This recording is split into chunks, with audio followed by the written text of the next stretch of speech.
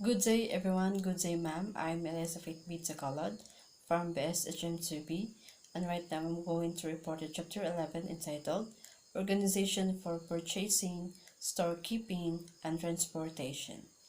So, what is purchasing? The place of purchasing. The function of purchasing is as old as selling, for the two acts are complementary and one cannot take place without the other. Purchasing has inevitably developed as a part of large scale business and a department of the specialist functional organization.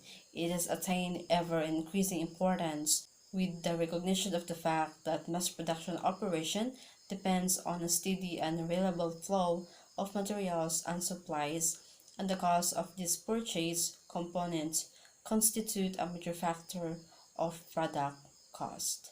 The principles and techniques of sound purchasing are usually adaptable and profitable in the operation of business, public utility, and service companies, government units, schools and colleges, hospitals, and other institutions for which goods are bought and used. The knowledge of these principles and techniques is essential, not only for the person specifically charged with the purchasing responsibility, but equally so for administrative officers responsible for company policies and organization, and as well as for the marketing executives who must correlate their sales effort with current buying practice.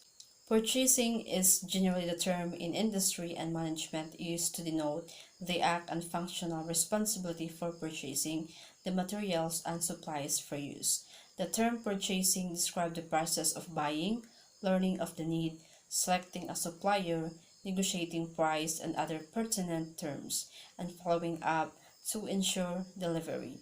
When this is expanded to include production, control, traffic, and shipping, the term materials management is often used. So next, as we have here the importance of purchasing. In industrial management, there has been during the last decade a steady increasing pressure to reduce production costs. Competition between industries is one of the strongest factors for such urge.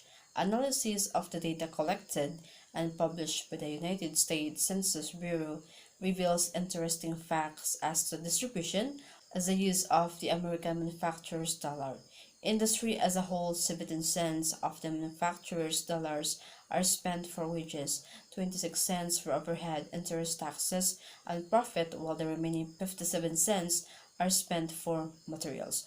Obviously, therefore, purchasing is a pace of management which requires true study and efficient performance. The statistics could very well apply in the Philippines, where wages, taxes, and overhead are comparatively lower and where raw materials have often to be imported from abroad. The importance of purchasing could be further realized by considering it from the standpoint of buying four general types of items and considering different aspects of each type.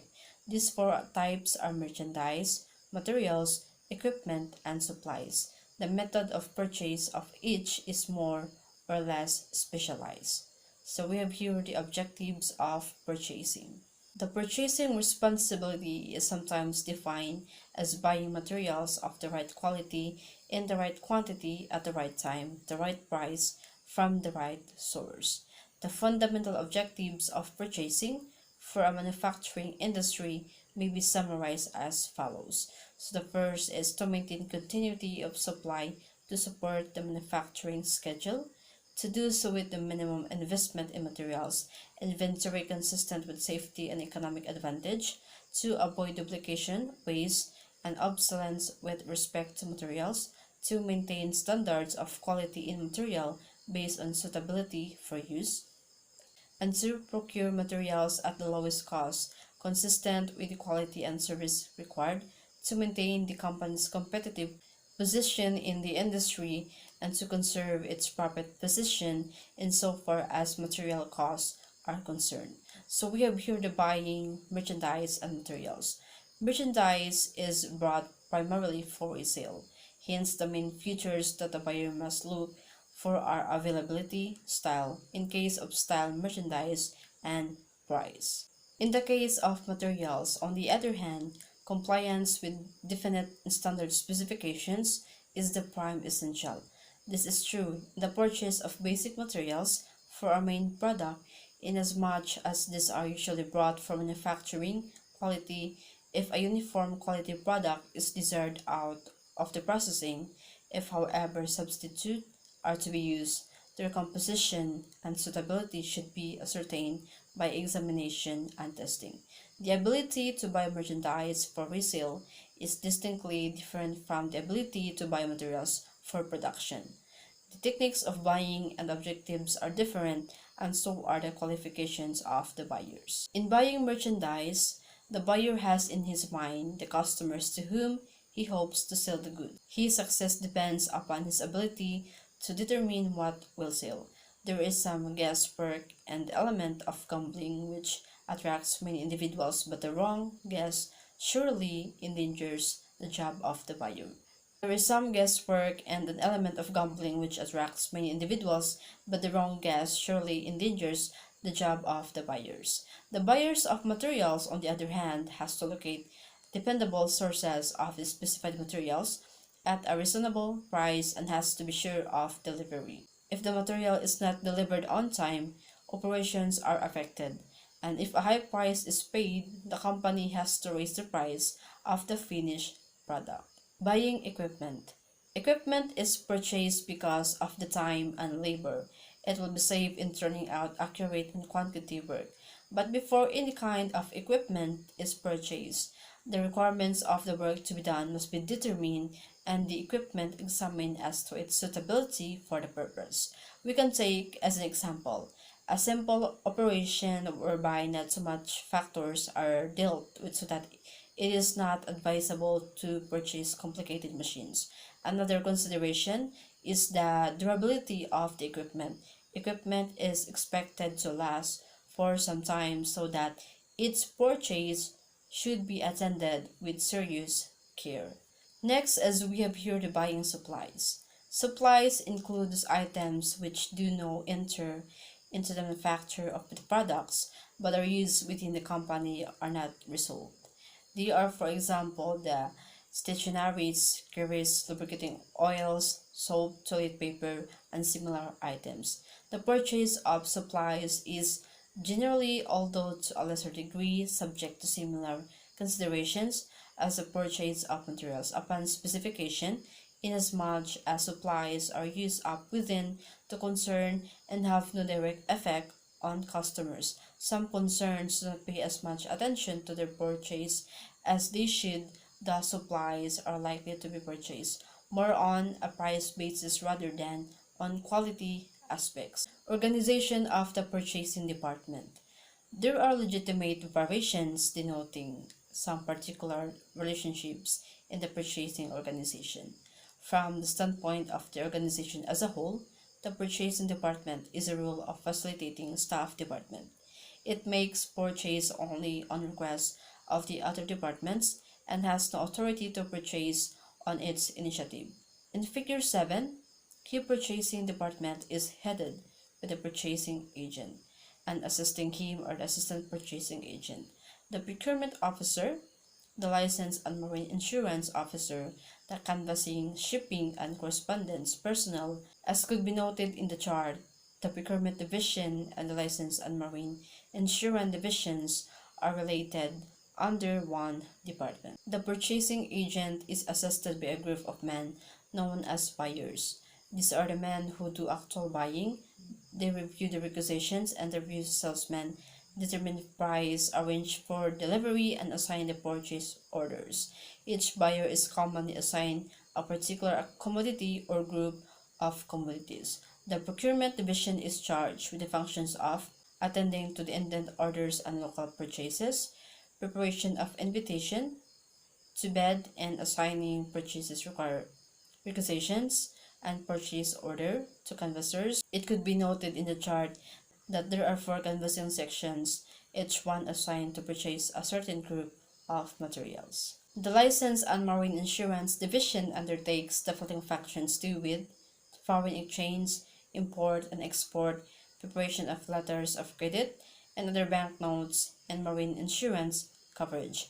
Under this division is the shipping section, which handles the preparation of trust receipt and ship side bonds, the following up of shipping documents, and the taking charge of incoming and outgoing shipments.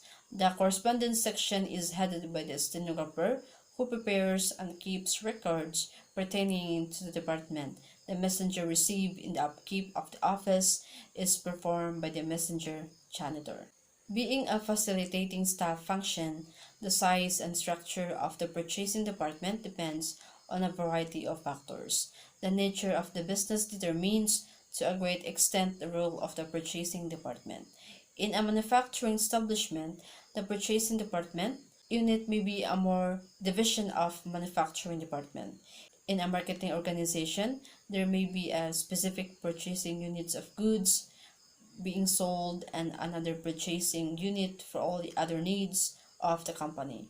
In a business handling both manufacturing and selling, the purchasing department would naturally be of a different complexion. The size of the company would determine the size and complexity of the purchasing department. Generally, the bigger the company, the bigger and more specialized would be its purchasing unit.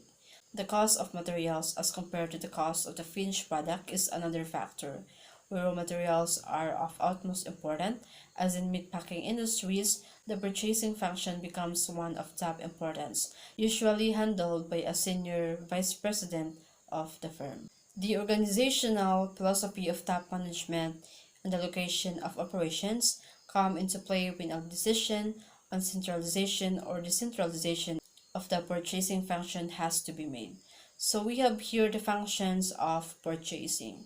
The purchasing department is expected to perform the following of some of the following tasks. The first is to secure necessary raw materials, equipment, facilities, supplies, and other items according to specifications earlier arrive at the time fixed by schedule or when they are needed. Second is to buy at prices according to the standards demanded. The third is to ask for quotations or bids on major items and to purchase items not requiring bids. The fourth is to cultivate sources of supply. The fifth is to participate in the formulation of specifications for purchases and in conferences where purchasing is related. To be on the lookout for new products or desirable substitutes. To interview salesmen even when what they will sell is not needed at the time and help them, the company's executives, to study markets and the best time to buy, to count and inspect purchases, to approve invoices for payment, to keep informed on government regulations and inform other executives about them, keep record on supplies, materials, and other purchases, to study the company needs and requirements, to attend the routing of purchases, to look after the disposal of surplus or obsolete materials, equipment, supplies, and merchandise. So we have here the procedure in purchasing. Purchasing is not as simple a task as it may appear to the average person whose only experience is in purchasing personal needs. A definite, well-planned, and wisely followed procedure is necessary. The different step in purchasing followed by the purchasing department illustrated in Figure 8 are as follows. First is the purchase requisition is prepared and signed by the department head needing the material, specifications, quantity, known sources of supply, and the time when needed are stipulated into the requisition. The second is the requisition is coursed through the accounting department for indication of funds available, after which is assigned by the treasurer or the head of the company or the manager or whoever is authorized to act in their stead. The third is the purchase requisition is then forwarded to the purchasing department. The fourth is the purchase order. PO is signed by the purchasing agents, the requisitioner, the treasurer, and the general manager. And the fifth is the purchase order is then forwarded to the supplier or to the winning bidder in case of bidding. And the sixth is upon delivery of the purchased goods, they are checked by the requisitioner and the representative of the inspector or auditor to find out with the requirements as to specifications are compiled with. So we have here the relation of purchasing with other organizational units. Analysis of the scope and type of work of a well-rounded purchasing program indicates that the buying operation virtually touches program virtually touches practically every active department of the whole organization in many vital fields beyond the actual procurement of materials and supplies for their needs. Thus, it becomes necessary that the close operation must be maintained not only with production, but likewise with finance, accounting, engineering, maintenance, sales, office management, and the general management as well. Purchasing and production. Historically, purchasing is allied to the production function, which embrace a wide variety of activities that are subject to specialized and independent administration in more highly functionalized organizations of large industry. The relation is in the form of a well-defined cooperation which involves, first of all, a complete interchange of information. For example, the production department should advise promptly or in advance the purchasing department concerning the program to be carried on, completed work schedules, and special contract jobs to be undertaken so that necessary materials and supplies may be arranged in a systematic manner, with practicable leeway for a well-planned program of procurement and a minimum of fresh requirements. On the other hand, it is the responsibility of the purchasing department to see that actual delivery requirements are met and that the production department is advised as to when orders are issued and delivery promised by the supplier. Purchasing and engineering. In many ways, cooperation between the purchasing and engineering department is comparable to that between the purchasing and production department, except the engineering is chiefly concerned with matters of product design and specifications preliminary to actual production requirements. Traditionally, the purchasing agent and the engineer differ in their approach to the materials problems, in the sense that the latter tends to specify wide margins of quality, safety, and performance, whereas the buyer tends to narrow down such margins to minimum requirements. The gap created by the divergent viewpoints has been bridged in recent years by the increasing number of men with engineering, training, and experience joining the purchasing staff and who usually occupy the position of advisor to the purchasing agent. Purchasing and accounting. Every purchase made represent an expenditure against the company budget and sets in motion a series of accounting operations such as charging the expense to the proper account, the verification and approval of the invoices, final auditing, and payment. The relationship between the purchasing and accounting departments is considered a vital one which frequently starts before the purchase is actually made. For instance, the purchase requisitions before it is finally approved must have to pass through the accounting department for indication of whatever funds are available.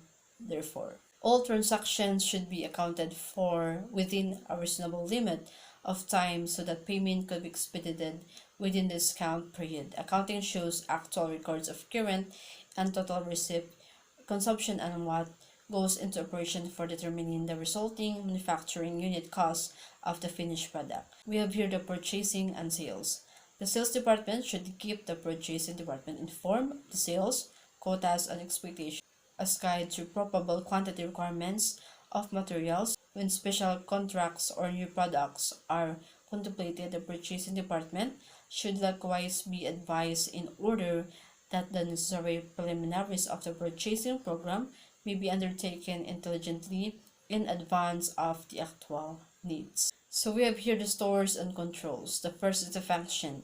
The function of storekeeping is concerned with providing a places for the safe and convenient storing of materials and supplies that are needed for immediate use, for disbursing each materials as required and for seeing to it that the supplies do not run out before additional quantities are ordered and received. One man is usually assigned to take charge and is responsible for all aspects of storekeeping. Purposes. The purposes of storekeeping and control may be stated into two categories. To read first, from the viewpoint of operation. From the viewpoint of operation, we need to assure an adequate supply of materials we needed in balance with the requirements and turning over at a reasonable rate. To assure that they are readily accessible and safe from fire, floods, thief, and other hazard.